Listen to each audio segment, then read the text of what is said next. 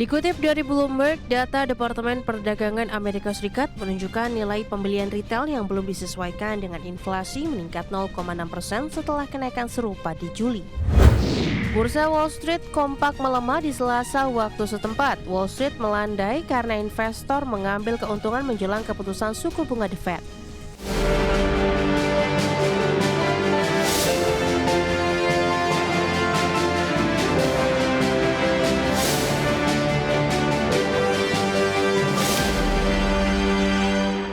Halo pemirsa, di 30 menit jelang penutupan perdagangan di sesi kedua hari ini, penguatan indeks harga saham gabungan sudah mulai terbatas karena secara intraday indeks harga saham gabungan sempat kembali menembus di atas level 8 ribuan ketika Bank Indonesia kembali memangkas suku bunga acuan 25 basis point di 4,75%. Di mana sebenarnya dorongan kurang maksimal datang dari saham-saham perbankan big cap ketika perbankan Himbara berbalik menguat sementara BBCA masih melemah dan tertekan ke level 7.800-an. Sementara dari sektor teknologi, MLPT hari ini mencatatkan level intraday tertinggi sepanjang masa dan mungkin saja di penutupan karena menghadapi atau mengalami auto reject atas di tengah dari perkembangan fundamental perseroan.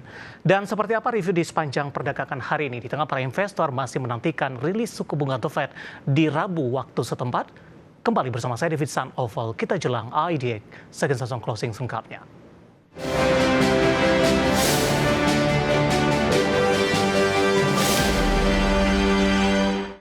Dan mengawali perjumpaan pemirsa, saya akan sampaikan update pergerakan indeks harga saham gabungan di 30 menit jelang penutupan perdagangan di sesi kedua hari ini. Seperti yang kami informasikan sebelumnya, penguatan indeks harga saham gabungan terbatas, di mana posisi saat ini menguat di 0,49% dan kembali bergerak di level 7.900-an, tepatnya di 7.996,884. Secara intraday di sepanjang perdagangan hari ini, indeks harga saham gabungan lebih cenderung bergerak fluktuasi, namun, di sepanjang perdagangan hari ini, indeks harga saham gabungan kembali mampu menembus di atas level 8 ribuan. Tepatnya, intraday tertinggi hari ini di 8.014,425.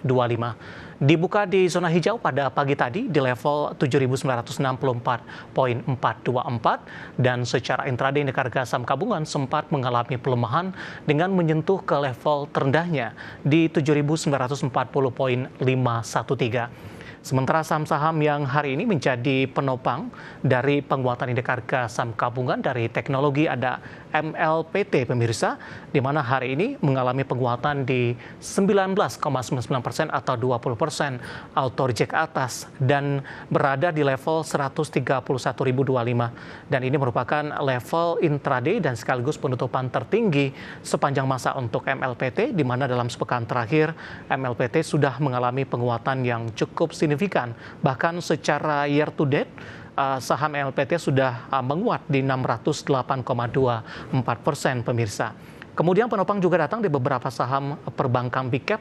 Ada BMRI menguat di 0,45% di 4.500, BBRI menguat di 1,69% di 4.200. Sementara untuk posisi BBNI ini berbalik menguat di 1,14% di 4.420. Kondisi berbeda terjadi untuk BBCA.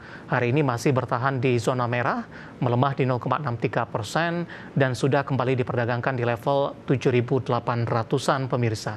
Kemudian saham-saham grup Prayogo Pangestu hari ini juga ikut menjadi penopang. Ada PTRO melesat di 6% di 4.470, BRPT juga menguat di 6,7% di 470. Kemudian Brand juga menguat tipis di 0,28% di 8.900. Sementara untuk posisi dari saham PTRO menguat di 6,92% di 4.480 dan juga ada Cuan, kita akan coba cek, menguat di 2,38% di 1.505 dan CDIA ini kita akan coba cek juga hari ini berbalik melemah di 0,67% di 1.475. Sementara untuk BRPT hari ini melesat di 6% di Rp2.460 per sahamnya. Ya, updatean pergerakan indeks harga saham gabungan di 30 menit jelang penutupan perdagangan di sesi kedua hari ini. Dan semoga bisa menjadi salah satu referensi untuk Anda.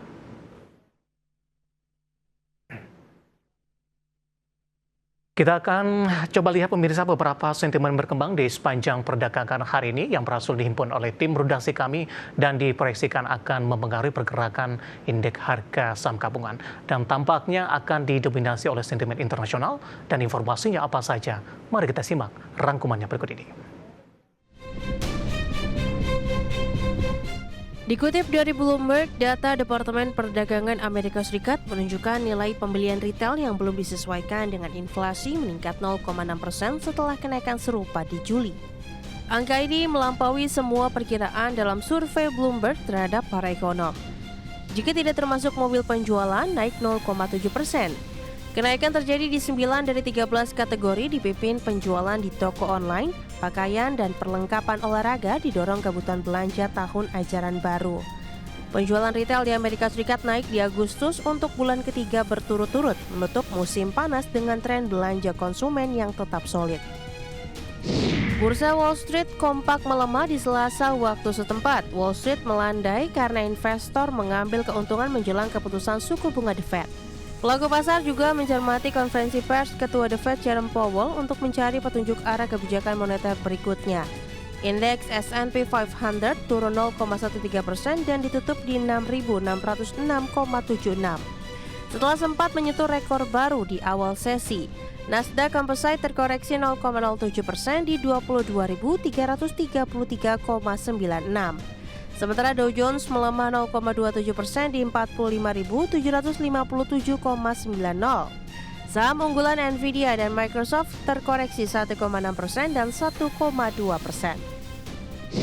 Dari Asia, pemerintah China umumkan serangkaian langkah mendorong permintaan domestik dengan meningkatkan konsumsi di sektor jasa olahraga dan hiburan.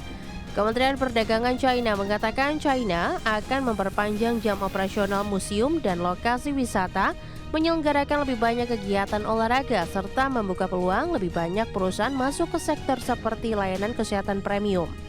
Selain itu, kebijakan perluasan akses bebas visa ke lebih banyak negara.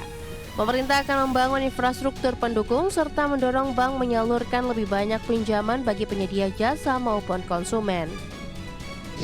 Dikutip dari Reuters, ekspor Jepang turun di Agustus 2025. Penurunan impor terjadi karena tarif Amerika semakin membebani sektor otomotif dan manufaktur. Total ekspor berdasarkan nilai turun 0,1% year on year di Agustus, lebih rendah dari perkiraan pasar median di 1,9% dan menyusul penurunan 2,6% di Juli.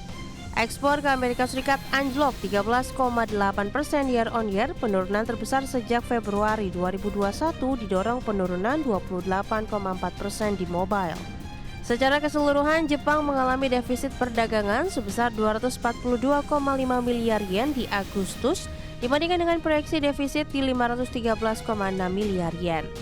Berbagai sumber, IDX Channel.